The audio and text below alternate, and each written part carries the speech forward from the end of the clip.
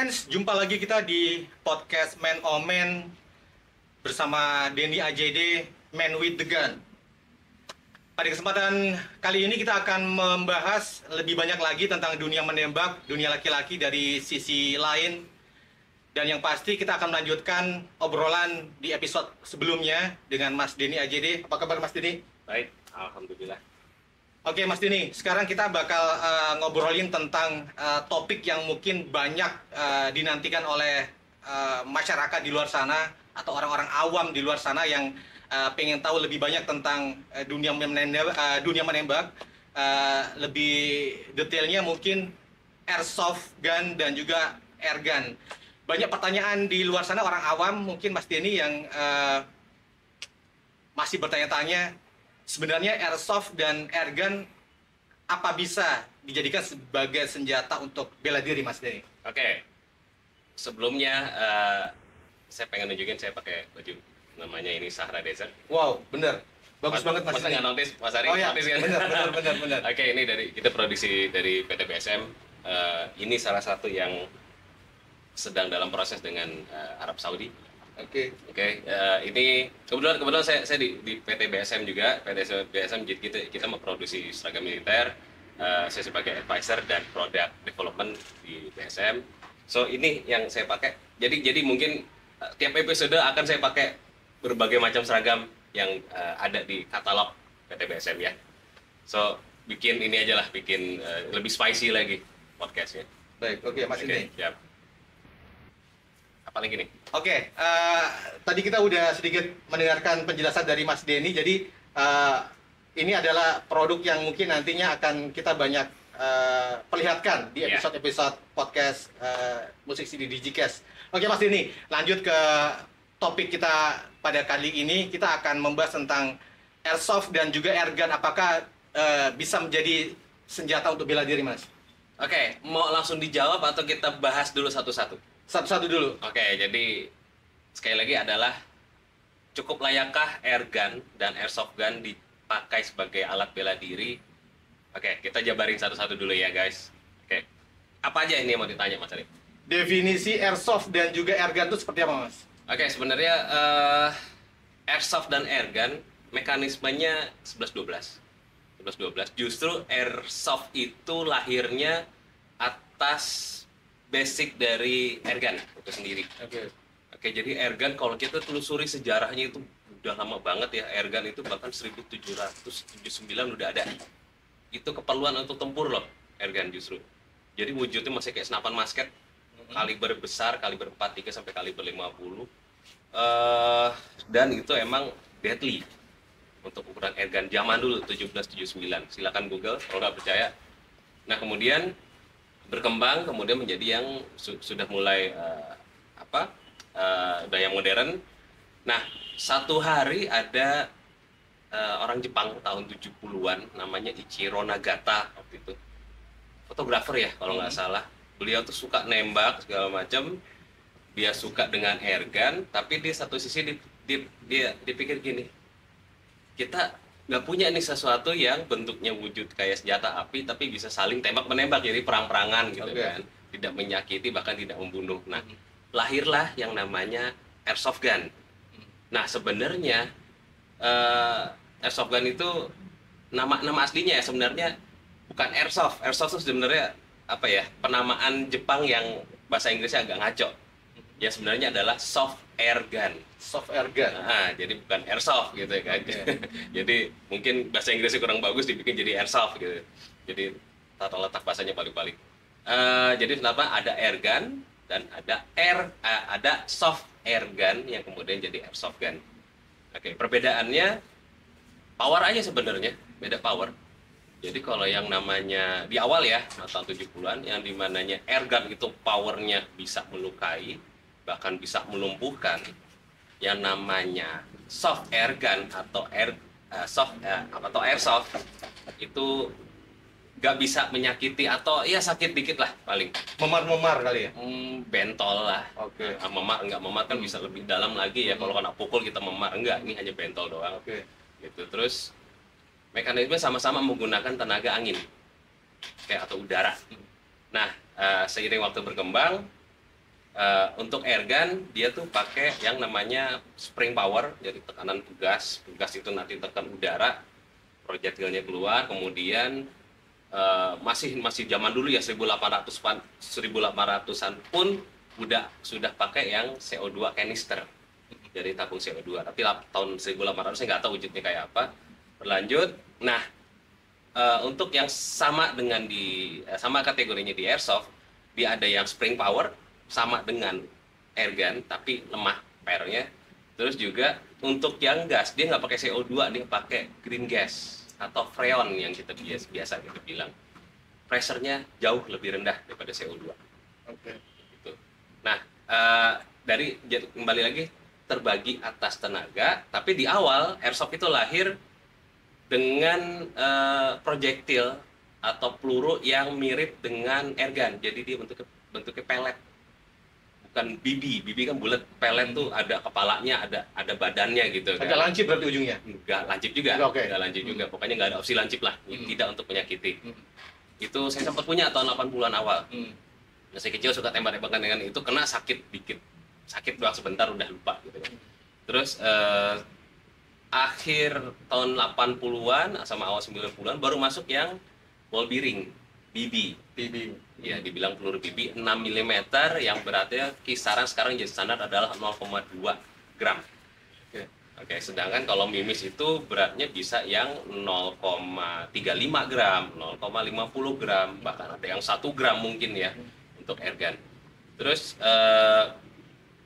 airsoft berkembang lagi, makin 90-an pertengahan dari merek Tokyo Marui yang ngeluarin yang namanya AEG, Auto Electric Gun. Oke, walaupun ada namanya gun, tapi tetap itu adalah mainan. Oke, airsoft balik lagi soft airgun. Jadi bukan untuk menyakiti, bukan untuk berburu, hanya untuk have fun, hanya untuk target practice, hanya untuk koleksi, hanya untuk perang-perangan atau sekarang dibilang sukir gitu kan. Anak-anak airsoft bilangnya sukir, perang-perangan, tapi sukir itu berdasarkan dari kata skirmish. Maksudnya. Nah gitu. Dan kita nggak mungkin dong perang-perangan dengan airgun atau yang kita sebut senapan angin, nggak mungkin. Karena akan melukai ya? Melukai, bahkan bisa melumpuhkan jatuhnya kan. Nah, kembali lagi, airsoft diperuntukkan seperti itu untuk hobis yang orang pengen punya senjata api, tapi mungkin dari segi harga, dari segi keamanan, segala macam, bisa terjawab dengan adanya airsoft gun.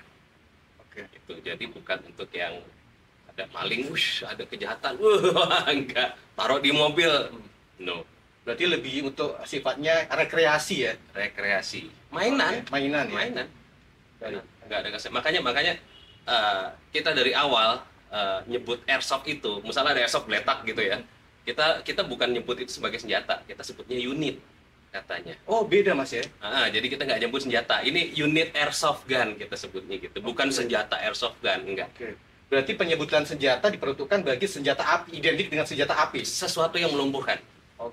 Contohnya. Kalau airsoft lebih disebut dengan unit. Kita perhalus jadi unit. Kalau airgun bisa dibilang senjata. Karena bisa untuk berburu. Setidaknya hewan-hewan kecil, tikus, airsoft nembak tikus lari doang. Atau kita mau perang-perang sama tikus ya terserah, tikusnya nggak bakal mati gitu kan. Itu sih Mas. Tapi secara beda yang Mas Dini jelaskan tadi, dari mekanisme kerja ataupun bahan materialnya antara airsoft dan airgun tuh seperti apa Mas? Apakah ada bedanya? Replika kan ya? Justru yang sama untuk material itu senjata api dan airgun mirip. Dalam artian gini ya, airgun kita sebut sebagai senapan angin ya, air rifle ya kita sebut ya. Sekarang saya sebut adalah material air rifle dengan senjata api itu mirip, sama-sama steel, sama-sama kayu, real wood segala macam, internal juga. Jadi nggak ada, kalau airsoft tuh mungkin di luarnya ada steel tapi dalamnya besi babet gitu, tetap dibatasi. Komponen plastik ada? Masih ada komponen plastik. Kayu juga bukan kayu yang kuat, jadi bisa kayu imitasi atau kayu yang sebenarnya beda lah kelasnya. Nah kalau untuk sekali lagi yang airsoft basically adalah besi babet everything. besi apa sih yang di press tuh Mas Sari ya. Jadi sebenarnya kalau kita banting itu bisa pecah. Oke. Gitu. Jadi sangat rare airsoft yang menggunakan full steel. Tapi pun kalau full steel itu hanya bagian luar, internalnya tetap, dan internalnya sangat beda dengan senjata api. Gitu. Walaupun mirip dengan senjata angin, tapi sekali lagi karena beda komponen dan beda power source, tenaganya nggak bakal sama dengan senjata angin. Oke. Apalagi senjata api. Jeroannya seperti apa tuh Mas? Oke, jadi gini, bedanya saya perbedain gini ya. Perbedaan senjata api dengan airgun dan airsoft. Jadi sebenarnya sumber tenaga untuk senjata api itu adalah amunisinya. Jadi amunisinya yang bahaya, gitu kan. Yang amunisi itu ada projektil, ada selongsong, ada primer, ada mesiu. Primer itu buat detonasi mesiunya. Nah, justru peluru tanpa senjata api itu bisa sangat bahaya. Tapi senjata api tanpa peluru nggak bisa ngapa-ngapain. Jadi tugas senjata api adalah mematik peluru. Terjadi ledakan, projektil keluar. Nah, kalau airgun sama airsoft, tenaganya adalah di wujudnya itu, di senjata atau di unitnya. Projektil ya hanya projektil, nggak bahaya. Kita lempar juga, apalagi di airsoft nggak bakal berdampak apa-apa. Kita mimis juga kita lempar, peluru senapan angin nggak dampak apa-apa. Jadi intinya senjata api power di peluru, senjata angin atau airsoft gun di wujud unitnya. Oke, berarti beda di peluru ya, atau Iya. dari masing-masing unit airsoft maupun airgun seperti itu, Pak. Iya.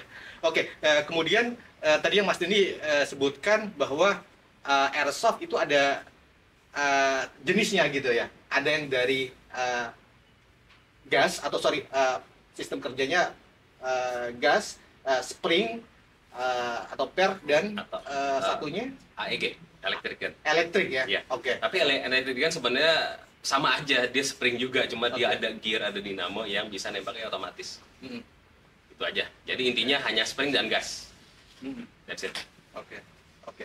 Mas Dini, mungkin banyak orang di luar sana yang bertanya-tanya, sebenarnya airsoft gun itu, kalau kita orang awam yang pengen punya gitu atau memiliki unit airsoft itu, apakah perlu perizinan atau lisensi, Mas? Oke, sekarang sudah keluar regulasinya.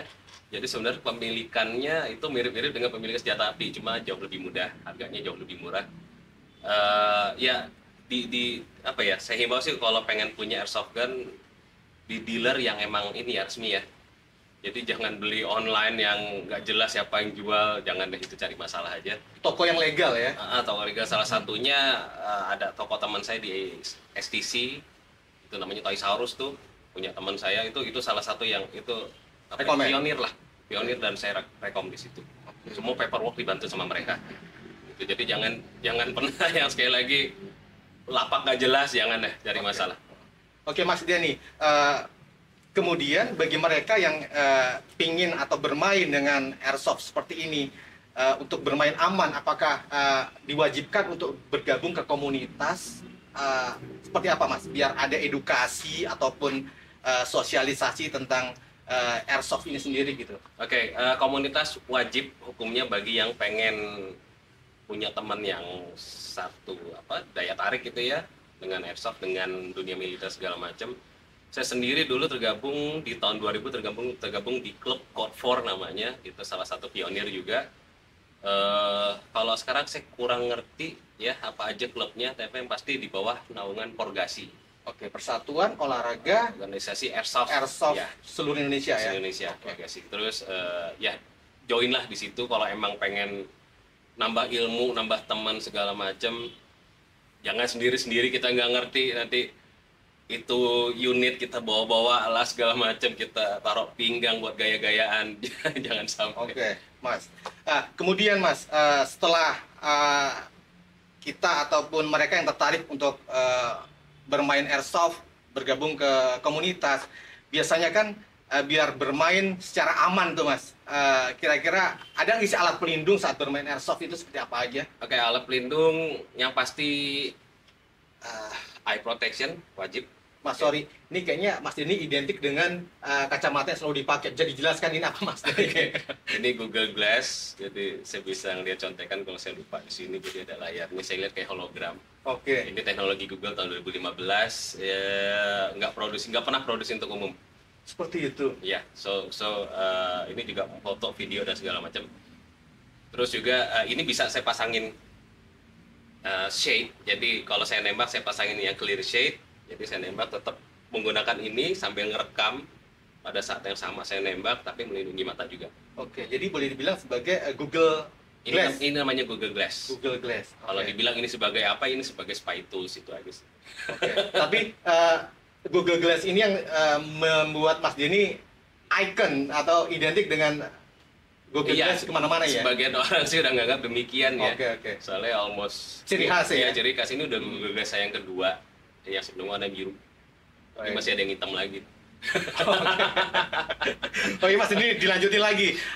Alat pelindung ataupun aksesoris apa yang kita perlu pakai saat bermain secara aman airsoft? Oke, yang paling penting adalah eye protection, itu aja sih. Sisanya kayak rompi itu opsional. Masih belum punya rompi nggak masalah. Cuma ya kalau kena agak berasa aja. Oke. Gitu kan. Kalau pakai rompi nggak berasa sama sekali. Pakai jaket juga nggak berasa. Itu aja. Jadi kalau airsoft nggak perlu ear protection. Beda dengan senjata api. Karena suaranya nggak keras, nggak ada suara ledakan. Oke. Tetap harus memakai pakaian yang nyaman, sepatu, Iya. itu tetap ya? Tetap. Ya kalau mengingat misalnya main di daerah yang banyak benda keras, misalnya di apa gedung kosong gitu kan, ya terus pikirin nanti knee pad, elbow pad segala macem. Nah kita bisa guling-guling, bisa kalau mau perlu helm gitu kan, helm tempur tahu kejedot lah apa segala macam, itu aja sih. Tapi basically yang penting mata aja. Pelindung ya. Oke. Mas Denny, mungkin banyak ya fenomena ataupun kejadian yang selama ini banyak kita tahu, kita lihat, kita dengarkan. Ada sebagian ataupun orang-orang atau oknum di luar sana yang menggunakan unit mereka airsoft ataupun airgun itu buat gaya-gayaan ataupun penyalahgunaannya seperti apa, Mas? Oke, ini mungkin bisa di-insert ya beberapa kejadian penyalahgunaan nodongin dengan airsoft gun atau dengan airgun gitu. Atau ada yang berpendapat bahwa kita bisa bela diri dengan menggunakan airsoft yang notabene adalah mainan atau airgun. Dalam artian air pistol ya, bukan senapan angin ya kita bicarakan. Jadi sebenarnya gini, yang legal itu ada airsoft. Yang legal jelas legalisasinya. Yang namanya airgun atau air pistol itu gak jelas. Oh. Jadi kalau misalnya ada yang jual online dengan KTA Perbakin segala macam, pertama itu bukan KTA Perbakin atau PP Perbakin, itu adalah KTA Klub. Oke, hanya KTA Klub, dan itu sudah banyak klub yang ditertibkan atas pengeluaran KTA itu. Jadi itu bukan surat sakti untuk bisa punya air pistol atau air gun. Oke, jadi yang saya tahu, yang saya pernah dengar adalah regulasi air rifle itu adalah panjang minimal 50 cm. Lebih kecil dari itu di kategori sebagai air pistol itu tidak boleh untuk dimiliki.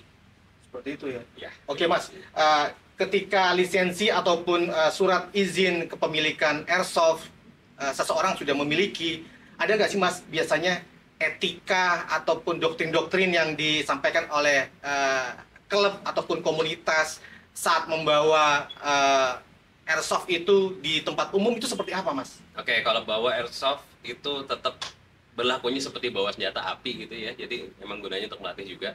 Harus masukin ke gun bag, harus dalam posisi kosong, magazin di luar, bibinya terpisah, gasnya terpisah. Terus jangan pernah untuk show off. Dalam artian airsoft taruh di pinggang, tongol-tongolin gitu ya kan. Bukan itu peruntukannya. Gitu. Jadi kesian adalah ini kan saya kan salah satu pendiri juga lah ya di awal untuk regulasi yang kita yang biasain petembak harus trigger of finger gitu, kita biasain muzzle down, jadi laras nggak asal-asalan gitu. Dari awal dari tahun 99 sampai 2000 udah galakin masalah seperti itu. Nah, jangan sampai kita udah buat regulasi sejarahnya panjang terus dikacaukan lagi dengan para oknum yang nodongin mainan itu kemana-mana, kesal di jalan nodongin, pakai mainan gitu kan. Oke Mas, kadangkala kita sebagai orang awam ketika di luar atau di jalanan gitu, orang awam mungkin tidak begitu tahu apakah oknum yang menodongkan unit ini atau senjata mainan ini itu adalah senjata beneran ataukah airsoft ataukah airgun, karena sekilas itu kan mirip. Mas Denny bilang mungkin 11-12 atau 1:1 seperti itu. Bagaimana kita sebagai orang awam bisa membedakan antara ini unit airsoft yang untuk hobi ataukah ini unit atau senjata airgun yang buat kompetisi atau seperti apa? Ada yang membeda secara spesifik nggak, Mas? Yang pasti kalau airsoft ya kita lihat ketika ditodongin ke depan, kita lihat ada inner barrel warnanya emas biasanya gitu. Di posisi larasnya nih, ujung keluar laras, terus dalam laras tuh ada warna kuning, itu udah pasti airsoft. Seperti itu, ya. Terus kedua, kalau kita lihat misalnya, sorry ya, maksudnya mobilnya biasa-biasa aja tapi dia dodongin pakai Glock gitu kan. Wah, itu Glock kalau asli ya, itu harganya lebih mahal dari mobilnya. Oke. So, Glock seri berapa, Mas? 26 kan? 217 everything itu. Oke. Kan saya bilang pernah saya episode berikutnya, itu senjata api resmi itu harganya seharga rumah. Gitu ya. Jadi dengan mobil atau gimana dia nodong pakai Glock, mewah banget tuh install kan gitu. Kemungkinan besar ya airsoft juga. Gitu, atau airgun kita nggak tahu. Tapi sama-sama airsoft dan airgun ada inner barrel. Gitu. Tapi kalau dihitungin, misalnya justru saya lebih ngeri kalau ada yang nodongin tapi dengan pistol yang wujudnya jelek, nggak karuan. Itu yang patut. Itu pistol rakitan bisa jadi. Oh, benar, yang dimodifikasi, Mas. Iya, Ya? justru pistol jelek itu lebih serem. Daripada pistol yang rapi gitu. Oke. Mungkin untuk unit ataupun senjata rakitan kita bakal ngobrolin di episode berikutnya. Ada, Kadang-kadang itu panjang lagi, lebih seru lagi. Oke, Mas. Jadi mungkin boleh dibilang himbauan dari Mas Denny, bagaimana biar kita yang tertarik untuk bisa bermain airsoft ini biar aman, apakah yang harus kita orang awam yang harus persiapkan atau seperti apa, Mas? Oke, kembali lagi, yang aman langkah pertama adalah beli di tempat yang resmi. Oke, join klub, terus ya kalau pengen gunain hanya seputar rumah, jangan dibawa kemana-mana. Kalau pengen lebih resmi lagi, latihan di tempat lapangan tembak yang disediakan sesuai dengan klubnya, kerjasama di mana gitu kan. Dan yang pasti tidak untuk bela diri. Oke. Karena tidak bisa. Jadi garis besarnya airsoft maupun airgun tidak diperuntukkan untuk bela diri ya. Tidak bisa juga. Oke. Bukan hanya sekedar tidak boleh gitu ya. Jadi misalnya saya pegang airsoft, Mas Ari pegang batu bata. Kira-kira menang siapa? Kalau kita berantem. Ayo. Batu bata mungkin. Iya, batu bata. Jadi buat apa kita beli airsoft yang harga jutaan tapi sedangkan batu bata itu masih lebih efektif ketimbang airsoft gun itu sendiri. Oke. Oke, so waktu masih ada, masih aman? Masih aman. Jadi gini, saya kasih penjelasan waktu belum masih ada. Penjelasan gini. Kalau dengan senjata api, oke, saya bedain ya dengan senjata api. Atau sorry, airsoft dulu deh. Airsoft itu BB-nya 0,2 gram. Melesat dengan velocity standar 290 atau 300 kita bilang. Melesat 300 foot per second. Velocity ya.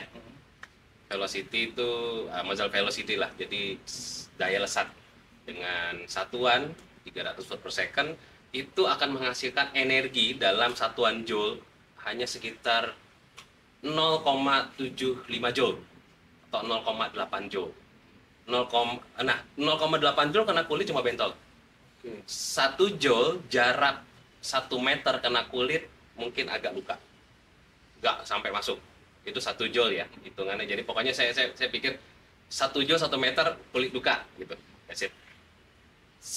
Untuk air pistol ya lebih spesifik ya, air pistol itu dengan biji gotri 4,5 mili dengan berat 0,30 melesat dengan 500 foot per second, saya lupa hitungannya, itu energinya paling sekitar 4 joule. Oke, mungkin bisa masuk kulit mungkin bisa mental, tergantung dari kekenyalan kulit kita. Kalau pakai baju, nggak bisa masuk. Tergantung jarak tembak juga. Jarak tembak juga. Kalau tempel pakai baju mungkin masuk. Tapi segimanapun masuknya itu airgun atau air pistol itu nggak pernah bisa meraih sampai organ vital kita. Apalagi kalau nembak dada karena tulang rusuk, itu nggak mungkin bisa tembus. Karena kepala ini tengkorak kita keras loh. Kalah kelapa tuh kalah. Itu keras banget kita di sini. Tapi yang dikhawatirkan Mas, apakah bisa itu walaupun Mbak mata? Ya benar seperti itu. Orang kan mungkin selama ini kan sasarannya pengen melukai mata seperti itu. Kayak sekarang gini, saya pegang gundu 2 gitu kan. Terus Mas Ari lagi panik, gundunya saya goyang-goyangin gitu. Nah nggak bakal bisa. Itu aja. Karena fokus ya. Iya, sekarang gini, kita sebagai petembak, kita dilatih untuk quick aiming langsung ke torso, badan, bukan ke kepala. Jadi kita bisa quick langsung beng gitu kan. Kita nggak ngarah kepala, yang penting kena dulu, ada efek dulu dia kena tembak. Jadi bukan langsung ke kepala, karena ke kepala kita masih butuh waktu untuk aiming lagi. Gitu. Seberapa lama kita latihan tetap lebih cepat nembak badan ketimbang kepala. Apalagi nembak mata. Waduh. Itu cowboy zaman dulu kali yang bisa gitu. Nah, sedangkan kalau emang kena mata yang bahaya, makanya harus pakai pelindung mata. Termasuk juga pada saat latihan karena bisa ada pantulan gitu ya. Pantulan. Tapi kembali lagi, kita keadaan panik sudah nembak mata, lawan pakai golok. Atau mungkin mikirnya gini Mas Ari, kan buat nakut-nakutin. Iya, namanya orang kalau udah panas atau emosi atau orang si perampoknya mabok, doesn't care, ditembaknya dengan airsoft hanya sakit dia tetap maju, kitanya disabet dengan golok, bye bye. Atau dengan air pistol juga dia luka-luka dikit tetap enggak, intinya nggak bisa. Oke, tadi kalau kita ngomongin energi, airsoft 0,8 joule gitu ya. Daya energinya 0,8 joule, air pistol tadi 3-4 joule. Nah, kalau senjata api berapa joule kira-kira Mas Ari? 100 mungkin. Oke, kita ambil senjata api 9 mm standar ya, dengan berat 127 grain, daya lesat 1300 foot per second, itu memiliki muzzle energi 620 joule. 600. Berarti berapa kali? Iya, gak ada komparasinya tuh kagak jauh banget. Nah, itu yang namanya senjata baru. Ada stopping powernya. Jadi stop orang yang advance ke kita, pengen ngelukain, pengen ngebunuh segala macam. Kalau kena itu, blek. Itu namanya stopping power. Airsoft nggak punya stopping power, airgun nggak punya stopping power. Oke, jadi intinya yang sesuatu yang jadi senjata adalah bisa sampai melumpuhkan. Logikanya gini, ada nggak aparat keamanan yang bubarin massa atau sipir penjara ngamanin keadaan dengan airsoft? Nggak ada. Mereka lebih prefer pakai paintball kaliber 68. Alasannya kenapa tuh Mas? Menggunakan paintball? Ya paintball lebih efektif. Oh. Nah, kalau paintball kena luka memar. Oke. Jadi lebih keras lagi, jari tangan bahkan bisa patah. Bagi kalau kita pakai amunisi yang khusus ya. Jadi proyektil yang khusus, paintball macam-macam, bukan cuma isinya cat, bisa isinya gas air mata dalam bentuk bubuk, bisa karet solid, bahkan ada yang besi sekalipun, besi dilapisin karet itu. Jadi udah itu bahasanya adalah less lethal weapon. Kalau yang senjata api adalah lethal weapon jatuhnya. Nah, airsoft nggak masuk dalam posisi atau dalam kelas less lethal, nggak masuk sama sekali. Itu. So, bukan senjata kali lagi. Nggak bisa digunakan untuk bela diri. Seperti itu ya. Oke, Mas, berarti yang Mas Denny jelaskan tadi lebih bedanya itu terletak di peluru ya, ataupun proyektil bagi senjata api, apa sebutannya tadi, BB bagi airsoft, dan juga daya ledaknya seperti itu.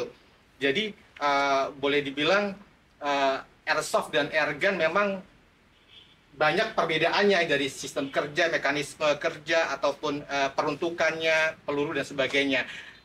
Oke Mas Denny, kesimpulan deh dari obrolan kita kali ini tentang airsoft gun dan airgun, apakah bisa menjadi senjata bela diri? Perlu di notes lagi, Mas. Oke, jadi jawabannya adalah tidak. Jadi kalau misalnya nanya, so apa dong jawabannya untuk bela diri kalau kita nggak punya sempi gitu kan? Ya sempi not for everyone intinya sih, nggak sembarang orang. Saran saya bisa jadi opsi pepper spray kalau untuk bela diri, terus baton retractable yang bisa dipendekin, bisa dipanjangin gitu kan, itu legal untuk dibawa yang saya tahu. Terus pepper spray juga saya tahu kayaknya ya bisa dicek ulang lagi, itu juga legal untuk dimiliki. Macam gas air mata Gas air gitu. mata ya, pepper spray jatuhnya. Terus kalau misalnya ada yang nanya stun gun gimana yang setrum, enggak, saya jujur udah imun dengan itu. Jadi itu hanya sakit. Jangan percaya dengan film-film yang disikat stun gun terus pingsan segala macam, enggak, itu cuma sakit banget, emang sakit banget. Lebih sakit daripada kena airsoft ya. Terus kalau pakai taser gimana ya, ditembakin. Itu saya tahu adalah ilegal di sini. Jadi pilihannya pepper spray, baton. Jangan bawa pisau, jangan. Pisau sama-sama mati ujungnya. Baik, Mas Denny. Oke, Mas Gibran, seru banget obrolan kita kali ini tentang dunia menembak bersama Mas Denny AJD. Dan yang pasti masih banyak episode-episode berikutnya yang bakal kita ulas tentang dunia menembak di Man on Man bersama Mas Denny AJD. Jadi buat kamu yang pengen tertarik ataupun pengen tahu tentang airsoft, kalian bisa cari informasi lebih banyak, lebih detail tentang komunitas airsoft ataupun klub-klub yang bisa menaungi kalian bermain dengan aman. Oke, akhirnya saya Aryadi dan juga Mas Denny AJD pamit dulu. Kita bakal ketemu di dunia menembak Man on Man with Denny AJD Man with the Gun berikutnya.